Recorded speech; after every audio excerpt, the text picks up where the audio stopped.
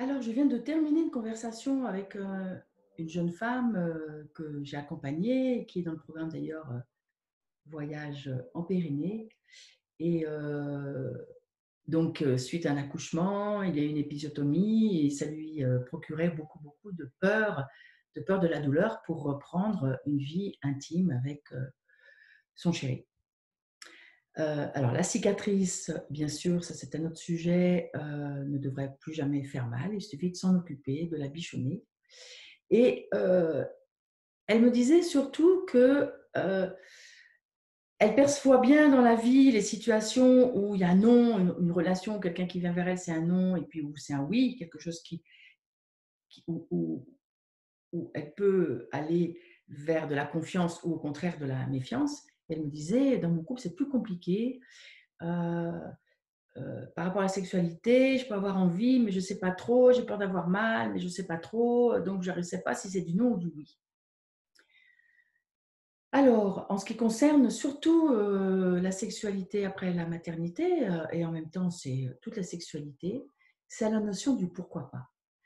Actuellement, comme il y a beaucoup de femmes qui sont en chemin pour guérir, de l'abus, de la vraiment la blessure d'abus, du traumatisme de l'abus, il y a un courant qui, en quelque sorte, dit: «Oh, bah, quand c'est non, je dis non». Ce que j'ai observé dans ma carrière, d'accompagnement des couples, en tant que sage-femme et puis maintenant femme sage, c'est que la difficulté, le problème dans le long terme du non, c'est qu'il va devenir le plus souvent un non définitif. Surtout quand c'est un non qui s'inscrit après la naissance, je ne dis pas la semaine d'après, mais au bout de 3 mois, quand ça s'installe souvent dans un non, plus ou moins définitif ou en tout cas une sexualité qui va devenir malaisée, qui va manquer de naturel, qui ne va plus s'oser. Et à ce non, je propose le pourquoi pas.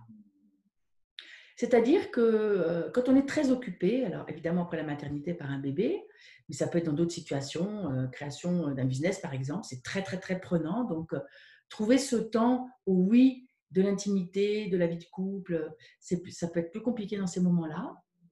Et c'est-à-dire que quand le conjoint, quand l'amoureux, l'amoureuse s'approche, tu veux que ce soit un non, j'ai pas le temps, ou un non, j'ai pas envie. D'ailleurs, dans un expire, ça peut être pourquoi pas. Et laisser cet espace au pourquoi pas, laisser cet espace à l'autre de s'approcher peut-être, petite caresse dans le cou, euh, un quelque chose, des mains posées sur la taille, je ne sais.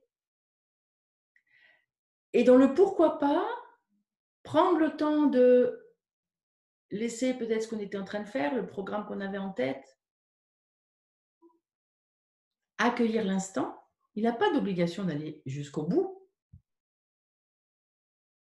Ça peut être aussi un pourquoi pas qui va être une invitation à un oui plus tard, en permettant à un désir de se manifester plus. Le pourquoi pas ne dit pas oui, c'est OK, ne dit pas oui, je me laisse abuser parce que j'ai pas envie.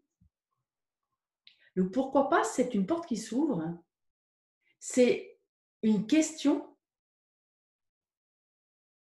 Comment ça peut être?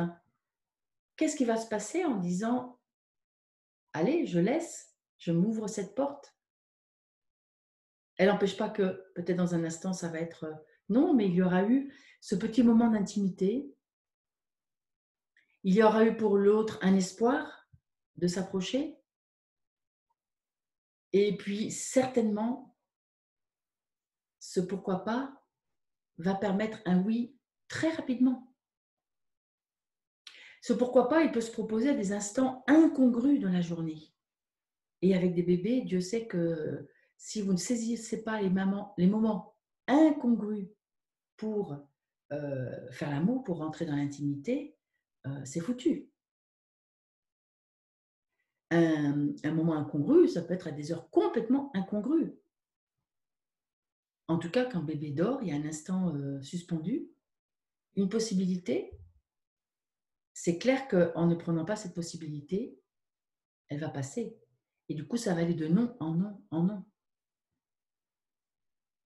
Alors le pourquoi pas est très utile dans plein de situations et il est vraiment, je pense, une fondation, dans une histoire de couple qui peut durer. Parce que forcément, quand on chemine à 2, c'est difficile d'être en phase et d'avoir les moments communs.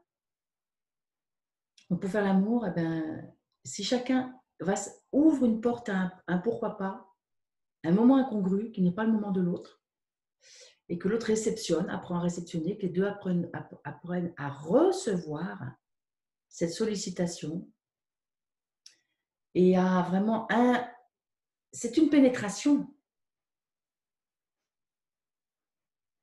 C'est une pénétration, ce pourquoi pas, de soi-même. C'est une ouverture de soi-même. Et ça peut être aussi l'homme qui dit pourquoi pas et qui va se laisser pénétrer par la sollicitation. Ce n'est pas toujours les hommes qui sont demandeurs et les femmes qui ne le sont pas. Hein. Il y a beaucoup d'hommes qui, après une maternité, n'osent pas non plus demander. Ont peur de se perdre dans ce corps qui a grandi pour enfanter. Alors, qu'en pensez-vous? Pourquoi pas? Dites-moi ce que ça vous inspire.